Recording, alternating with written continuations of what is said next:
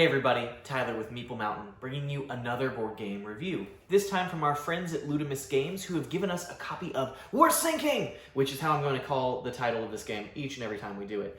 In We're Sinking, A Pirate's Dilemma, you and up to 5 other friends are going to take on the role of pirateers on a little ship, trying to get home with all of the treasure that you've scored from your time out on the 7 seas. But your ship has taken on some holes and you are sinking. There's some options, and this is almost like a hand management game where you have some difficult choices and some shifting alliances or priorities based on how well the ship does. You can win if you save the ship and have the most treasure for yourself.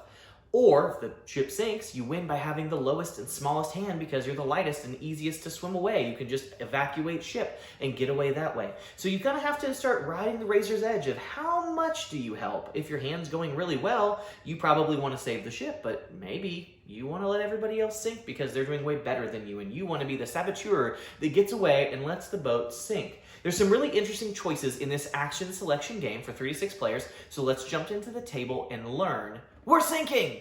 Welcome to the world of We're Sinking, A Pirate's Dilemma, where you and your fellow comrades in arms are trying to return to port full with booty on your beautiful little pirate ship. The difficulty is that some creature, one of several in the game, in this case the Kraken, has decided to make you his afternoon snack, and you've begun to take on water in the form of breaches and hull damage. You need to decide, do you band together as a team to work to repair your ship and your broken cannons to overcome the monster or the obstacle that lays out before you and sail home safely with all of the treasure that you've been able to collect from plunder throughout the ship and then the chaos that's unfolded? Or maybe it makes more sense to let the ship just sink and evacuate on your own. You're quite a good swimmer, you know. There's choices to be made, and victory conditions vary depending on if you let the ship be saved or sink. There's lots of options to have. And in this action selection game, every round, players are going to choose one of the 4 actions secretly on their little dial and reveal them simultaneously. Where you go matters, and there's incentive to tell the truth and incentive to lie, depending on your goals and objectives. If you go with friends to certain locations, those actions can be better, and sometimes those actions can be worse. Every round of the game is played with players taking actions attempting to gather cards, treasure, repair damaged cannons, or patchwork the hull of the ship, or fire those cannons to defeat the monster. And the game ends in one of 2 ways. It ends if the creature that has been attacking you, your adversary, your enemy, is defeated, or if you've taken on enough water that your ship has went down to its 4th level and has sunk. In doing so, the player's victory conditions will end. If the ship is saved, the player with the most hands of cards, unique cards to them, and treasure will win the game. However much victory points in gold you've collected in treasure. If the ship sinks, then the player with the lowest hand, the smallest hand, because of course it's the lightest, is able to escape the best, and they're the victor. So there are fascinating kind of dichotomy of choices to be made here. This isn't necessarily a hidden traitor game, but there certainly are traitors aboard the ship with you. How you choose to play the game is entirely up to you, and of course unfolds as you see how well or poorly you're able to protect yourself from the enemy's attacks. So let's jump in and learn a little bit about each of the specific aspects of the game. And let's start by talking about the 4 main actions that you'll take. And then we'll look at a player board and talk a little bit about the asymmetry that's in the game, as well as, you know, some basic things about how you're trying to win. Zooming in just a little bit here to the main board, let's talk about the actions. As I mentioned, every player has an action dial that has all 4 actions on it. And you're going to secretly select one, and then everyone will simultaneously reveal the action that they want to choose to do on that particular turn. So again, you could tell the truth, you could lie. There's lots of strategy to kind of that point of the game. But each of these locations kind of has usually an empowered ability. If you go by yourself, there's some reasons that you may want others to come with you, specifically in like the repairing section of the board. But there's different incentives to go to either any of these places. But let's talk about the 4 actions on the board and what they do. This game is relatively simple to teach because there's only 4 things, and you pick one of those things to do each and every turn. The intricacy is the strategy of how you do it. So the first is the bucket. This one's pretty straightforward. You need to bucket water. This is a hand management game. Everyone starts with a hand of 3 junk cards. They're clear water cards, just trash, and a custom card unique to that particular character. Everything else is going to be managed from, what you're doing on the board, and you're trying to get the most cards worth treasure points or the least cards, depending on how the ship is doing. So for the bucket action, if you go here, naturally, you're going to draw a card from this column where there's water, and then you're going to discard a card from your hand. So that's pretty simple. Cycle your hand, optimize some things, whatever. If you are the last player to bucket, or the only player to bucket, you will do 2 and 2, which of course makes that action better for you if you go by yourself, or last. The plunder action, there's going to be some treasure. We can see there's a couple pieces of treasure out here to start the game, and there will be more that will come up as you go throughout the rounds. If one player goes, they're going to take all of the cards. So if you can get here by yourself, you get everything that's in the pile, which is great. If multiple players go, you're going to end up having to divide that treasure up. You're going to have to try and split it evenly amongst those players. And if there's more players that want to go there than there are treasure, everything is gone. So for instance, if 3 people were greedy and wanted to go here to get treasure, it's all lost. Everybody wasted their turn. We're just sinking and no one got any benefit. And that is a fascinating piece of the balance, is like, you don't want to be greedy, but you don't want everyone else to take the treasure either. So there's some really interesting discussions, we'll call them, arguments that come out of who wants to go when to this location here. Next up, we have the patch, the hammer, the patching thing. You can choose to patch cannons to get them ready to fire, or you can try to patch breaches that are on the ground. So the first thing that you do when you patch is you're going to draw a card from the water deck or discard a card from your hand. So you get a free card from here if you want to see. Maybe you'll get lucky. There'll be treasure in there. Or you can discard junk from your hand, try and trim that hand out. It's your choice. But then you're going to use your hammer. You can try again to fix one of these cannons. I can fix this cannon, move it over here, and now I have another cannon with which to shoot, another dice with which to roll, which is always a good thing. Or I can try to fix a patch. Now, the breaches are going to have potentially multiple hammers. Some of these will have up to 4 or 5 hammers. You will need multiple people to come at the same time and do this action, or you're not going to be able to fix that breach. So in this case, one person could repair that particular breach. But if you do, it's going to go back to the bottom of the breach deck, and you'll be good to go. So that is handy, at least. The last thing that you could do here, if there are some, is you can get a chest that may float up from your ship. Now, the ship is an incredible piece of the game and experience, and it has these multiple layers in it. And as the ship sinks into the ocean, there's actually going to be these treasure chests that will float up, and this piece, of course, would move away. They will float up, and you'll be able to claim these as well. And these are going to be secrets that could be valuable things. They could be empty, as in this case. They could be cannon upgrades, all kinds of different items that you'll keep to your character, respectively unique, until you want to reveal it, and maybe you never want to reveal it until the end of the game. But there's all kinds of different items that'll come up, and that's another thing you could choose to do if you take the patch action. Finally, if you do the torch, you're going to do the fire your cannons. So when you fire, you're going to roll all of your functional cannons, and you're going to see how many hits you get, if you get any. There's 3 levels of cannons in the game. There are single, double, and triple shot cannons that you can have on your boat, and each of them is going to have a dice that is going to have a pip to tell you what type of cannon it's for, and they're going to have an amount of skulls equal to the level of that cannon. So single shot cannons only have 1 hit.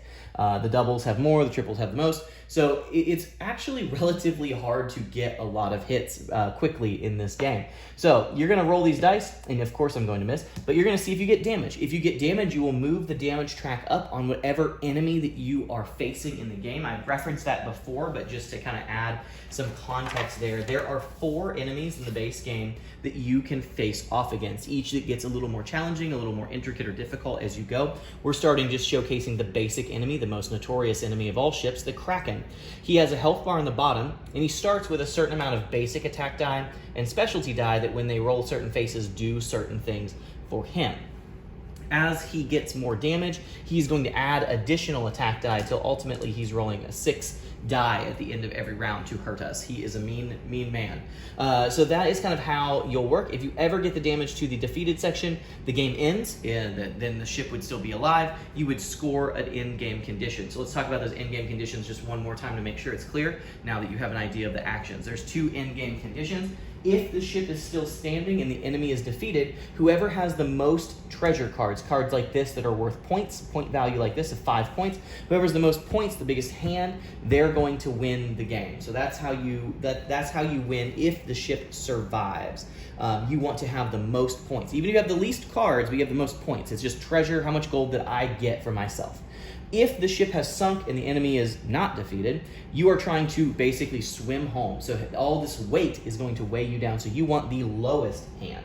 You want the smallest hand. If there's a tie, and say you and your buddy each have 2 cards, then whoever has the highest point value of those 2 cards would win that tie. So it's a very interesting concept of, do I bulk my hand up and bank on the ship staying afloat, defeating the enemy, all those things? Or do I try to keep my hand kind of in the middle to be flexible? Do I go really low because I'm trying to sink the ship? I don't want to help what's going on. I want it to sink so I can get out. And it's really interesting. And as you start to count and tabulate people's hands, you start to get a lot of doubt on what people are saying and what people are doing. And it makes a really fascinating just buffet of relatively simple choices, deception and easy choice action selection, and then some really fun, just deception that can happen on the board between your cards, your treasure chests, and just like how the game plays out. Rounds of this game are relatively quick. I would say that they play in about 45 minutes, 50 minutes usually after initial teach. Teach took, of course, a little bit longer. But let's look at the player boards and talk a little bit about those, and we'll showcase some items to kind of give you a feel of the asymmetry and the strategy that comes up in the game. All right, here we have a look at one of the characters.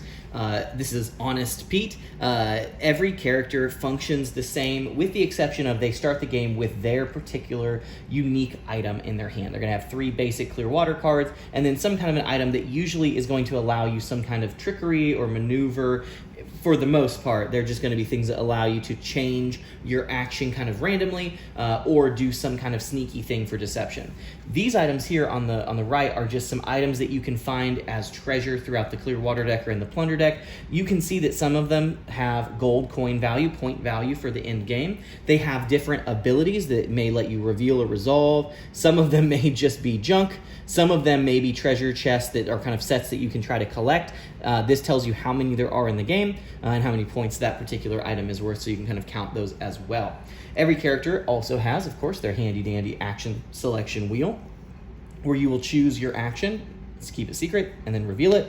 The player board is a nice little cheat sheet of the actions in the game that walks you through kind of everything that you would want to do. There's a fun piece of flavor text on the back, as well as telling you what their specific item is, just to kind of help connect the dots. But there's a lot of fun art and a lot of fun flavor in this game. Again, War Sinking is easy to teach. There's not a absolute massive amount of depth to it. The strategy comes from how do you execute your turns as efficiently and as deceptively sometimes as possible.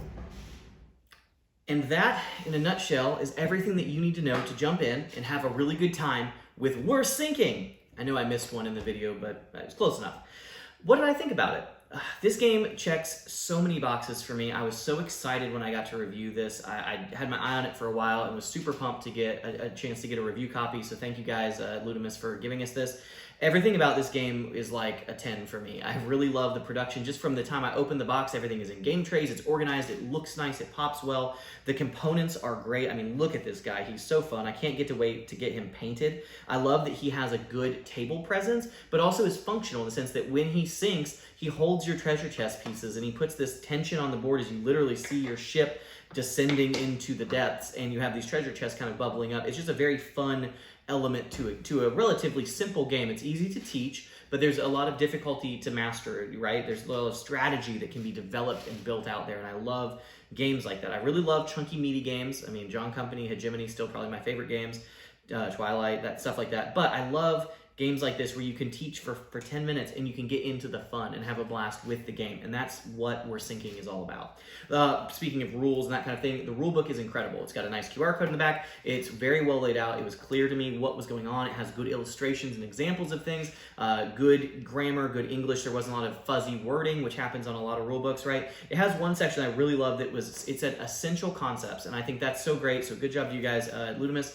This is a good rule book. It was easy to understand. It was clear. I liked it. As far as the game goes, you have multiple enemies that you can fight, so the game has replayability in that sense, as well as just the replayability of the chaos of the game. The enemies do get quite hard. There is an expansion that adds 2 more enemies, so they're more difficult. So you can ramp up your difficulty if you want to. I'm excited to get those and add those to the collection as well. So a lot of fun to be had here for the price point. Everything feels deluxe. Everything feels like a very top tier concept component, and I'm very pleased with everything that I've seen that's in this game. I really enjoyed it, and I think you guys will too. But I want to thank you guys for coming to Meeple Mountain and checking out our content. As always, like, hit the bell, subscribe. Let us know if there's other things that you would like to see reviewed. We'd love to hear from you guys and let you know what we're working on next. I've got a few more review things to come up soon, so there'll be new content coming out soon. But I want to thank you guys for checking this out. I hope it gave you a good idea of what We're Sinking is all about, and if it's something that you want to add to your collection as well. As always, happy gaming. Thanks for checking out this video. I hope you enjoyed it. Check out these links to find some other games you might want to bring to the table. This is Tyler Williams, signing off.